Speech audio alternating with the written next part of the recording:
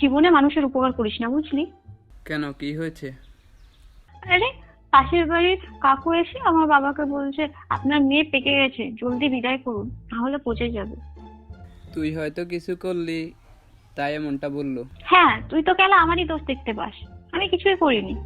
পাড়ার ছোট বাচ্চাগুলো দোকানের সামনে কান্নাকাটি করছিল বেলুনের জন্য। তো এটা দেখে আমি একটু ইমোশনাল হয়ে যাই। ছোটবেলাতে আমিও তো এরকম কান্নাকাটি করতাম বেলুনের জন্য। তাই সব বাচ্চাদের আমি নিজের তিল তিল করে জমানো টাকা দিয়ে বেলুন কিনে দিচ্ছিলাম। ঠিক তখন ওই কাকুটা ওনার 4 ছেলে মেয়ে নিয়ে এসে বলছে, এই পিউ আমাকেও 4টে বেলুন দে, তোর ভাই বোন গুলো কাঁদছে।